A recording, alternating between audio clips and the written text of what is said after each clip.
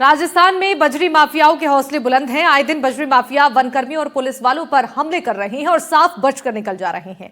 प्रशासन की ओर से लाख दावे हैं, लेकिन बजरी माफिया प्रदेश में बेलगाम नजर आ रही हैं।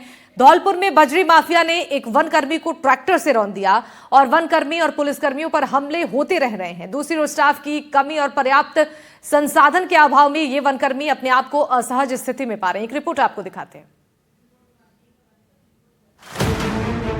खाकी में बजरी माफिया का खौफ, वनकर्मियों पर हमले हो रहे रोज, डंडों के सहारे कैसे करें ड्यूटी, माफिया ने बजा दी खतरे की घंटी।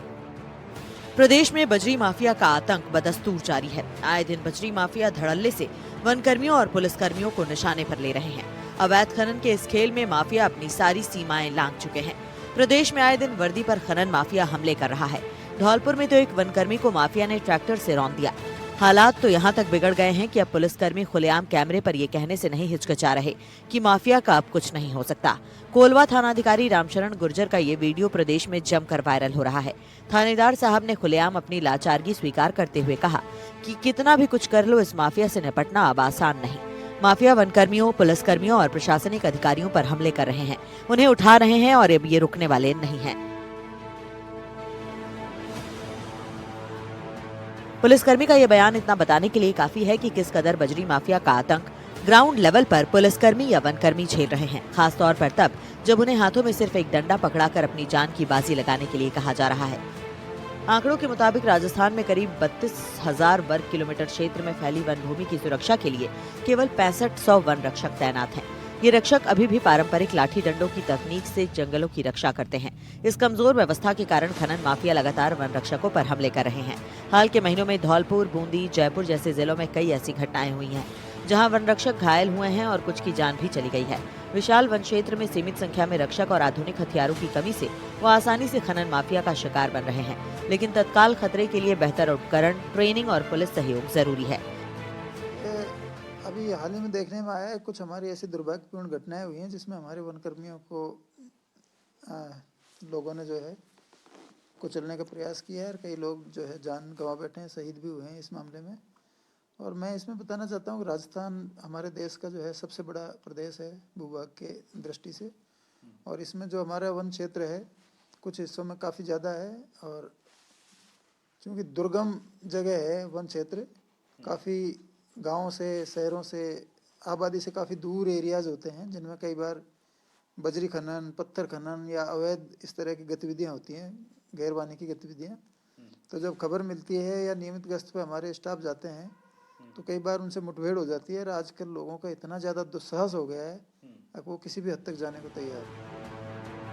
एक और दबंग खनन माफिया बेरोक-टोक वनकर्मियों और पुलिसकर्मियों पर हमला करने से गुरेज नहीं कर रहा, तो दूसरी तरफ सीमित संख्या का वन स्टाफ मुसीबतों और खतरों से दो हाथ कर रहा है। सरकारी आंकड़े बताते हैं कि वन विभाग में बड़ी संख्या में वन कर्मचारियों के पद खाली पड़े हैं और फिलहाल उनके भरे जाने की कोई कवायद नजर नहीं आ रही। अब आपको बताते हैं कि किन पदों के लिए कितने स्वीकृत पद हैं और कितने रिक्त पद। रेंजर ग्रेड 1 के लिए स्वीकृत 258 पद हैं और रिक्त पद 55। रेंजर ग्रेड 2 स्वीकृत पद 451, रिक्त पद 22। वनपाल स्वीकृत पद 979 और रिक्त पद 550। सहायक वनपाल स्वीकृत पद 1498, रिक्त पद 474।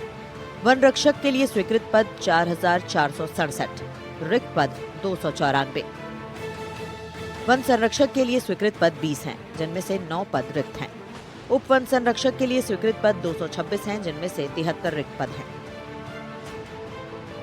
उप वन संरक्षक के लिए 226 पद स्वीकृत हैं, जिसमें से 73 रिक्त हैं। सहायक वन संरक्षक के लिए 260 पद स्वीकृत हैं, जिसमें से 120 पद रिक्त हैं।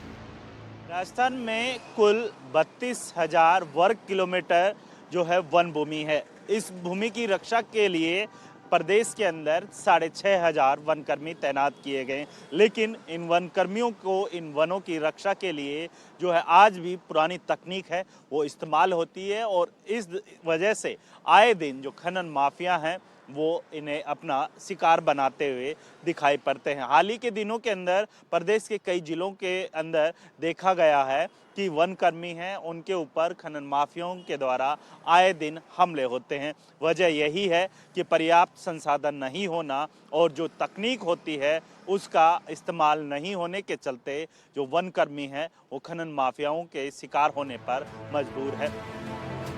स्टाफ की कमी बड़ी वजह है जिसके चलते वनकर्मी माफिया पर एक्शन लेने से अक्सर चूक जाते हैं। लेकिन एक और बड़ी वजह है जिसके चलते वनकर्मी अपने आप को बेबस और लाचार महसूस करते हैं और वो है हथियारों की कमी। डंडों के सहारे ड्यूटी कर रहे वनकर्मियों ने अब हथियार देने की मांग की है और हथियार न मिलने की सूरत में आंदोलन की चेतावनी दी है। धौलपुर की घटना के बाद वनकर्मी डरे हुए हैं। अभी आप फील्ड में जब जाते हैं क्या उपकरण आपके पास होते हैं वर्दी के अलावा? डंडा होता है। सिर्फ एक डंडे के भरोसे? अगर आपको भी सूचना मिले कि अवैध खनन आ रहा है, लकड़ियां कट के आ रही हैं, उनको रोकना हो तो फिर क्या मशक्कत करनी पड़ेगी? डंडा ही लेके जाएंगे साहब। डंडा ही लेके जाएंगे। और वो माफिया अगर हावी हो जाए तो ऊपर वाले के भरोसे। राजस्थान अधीनस्थ वन कर्मचारी संघ के महामंत्री रामवीर गुर्जर के मुताबिक धौलपुर में बजरी माफिया द्वारा वन रक्षक जितेंद्र सिंह शेखावत की कुचलकर हत्या करना बहुत ही जघन्य अपराध है। इस घटना से पूरा वन परिवार आहत है। आए दिन हो रही इस प्रकार की घटनाओं से वन कर्मियों का मनोबल गिर रहा है। वन कर्मचारी संघ शुरू से ही 15 सूत्रीय मांगों की